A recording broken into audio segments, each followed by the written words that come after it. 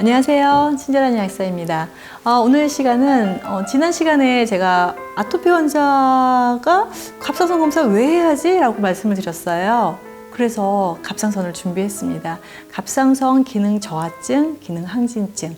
기능 저하증을 어떻게 생각을 하시냐면, 기능 저하증 환자분들의 특징을 한번 말씀을 드려보면, 우선 갑상선이라는 호르몬은 에너지 대사와 관계가 있어요. 에너지 대사가 많이 필요한 갑상선 호르몬이 좀 많이 분비돼야 되고요. 그렇지 않으면 좀 적게 분비돼도 되겠죠. 그런데 갑상선 기능 저하증, 기능이 떨어져서 분비가 안 되면 어떻게 돼요? 기운이 떨어지겠죠. 맥이 없겠죠. 그래서 앉으면 졸립고 무기력하고 피곤하고 머리가 빠지고 이런 굉장히 맥도 느려지고 이런 증상 때문에 굉장히 무기력한 질환 중에 하나예요. 그래서 이 질환을 치료하기 위해서 어떤 약제를 사용하게 되냐면 갑상선 호르몬을 그냥 넣어주는 거예요. 넣어주면 되겠죠. 부족하니까. 그런데 계속 넣어주다 보니까 치료는 하고 싶은데 계속 뭔가를 넣어줘서 이걸 치료한다는 건 근본적인 치료 방법이 아니라고 생각하시는 분들이 이제 생기기 시작하셨어요. 그래서 오늘 갑상선 기능 저하증은 왜 이런 문제가 생기는지에 대해서 말씀을 드리도록 하겠습니다.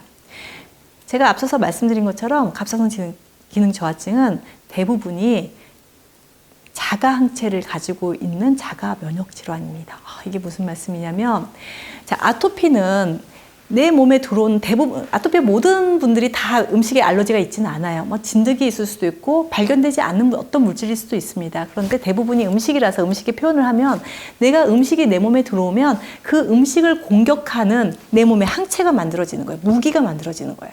그래서 이 무기하고 이렇게 싸우다 보는데 피부에 가서 싸우게 되겠죠. 그렇게 해서 문제가 생기는 건데, 갑상선은 내 몸에 어떠한 항체가 생기는데 갑상선을 분비하는 이 샘을 공격하는 자가 항체가 생긴 거예요. 그래서 자가 항체를 검사할 수 있는 시스템도 되어 있습니다. 근데 보통은 자가 항체까지 검사하지 않고 그냥 갑상선 호르몬만 검사를 해서 분비가 잘 안 되고 있으면 저하증, 너무 많이 되고 있으면 항진증 이렇게 구분한다는 거죠. 근본적으로 이런 방식이 아니라 항체가 있는지 꼭 반드시 검사를 하셔야 되고요. 그렇다면 검사를 하는데 그 호르몬의 가장 중요한 호르몬이 뭘까? 실제로 갑상선 호르몬이 중요한 것일까? 아니면 갑상선을 분비하라고 명령하는 TSH라는 갑상선 자극 호르몬이 있습니다. 실제로 이 호르몬의 수치를 보고 갑상선 기능 저하증인지를 진단하게 돼 있어요. 그럼 이게 무슨 얘기냐면, 좀 쉽게 풀어서 말씀을 드리면, 자, 우리 몸에는 갑상선뿐만 아니라 부신이라든가 그다음에 난소라든가 이런 여러 가지 기관들에서 호르몬을 만들어내요. 그런데 자기 스스로 그걸 결정해서 만들어내지 않고요. 항상 뇌의 지시를 받습니다.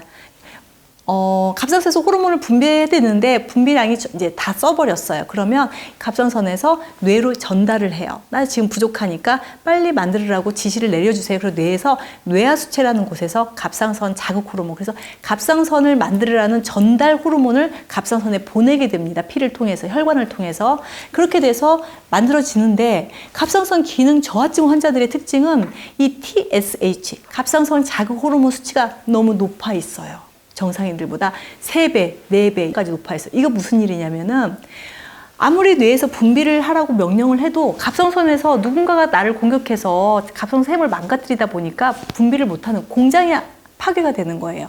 그러니까 뇌는 그걸 인지를 못하고 왜 안 만들어내지? 몸에서 필요하다는데, 그래서 자꾸 갑상선 자극 호르몬을 내려온다는 거죠. 그래서 피검사 결과를 보면 TSH가 정상 범위가 한 0.5에서 0.8에서 한 4.5, 5.0까지도 그런 기준을 정해놓은 게 있어요. 그런데 보통의 아주 건강한 분들의 갑상선 자극 호르몬은 한 1점 몇 정도가 보통 나오는 것 같아요. 그런데 갑상선 기능 저하증 환자들은 5를 넘겨서 5, 6, 7, 32까지 있는 환자를 봤어요. 그런데 한 3 정도 왔어요.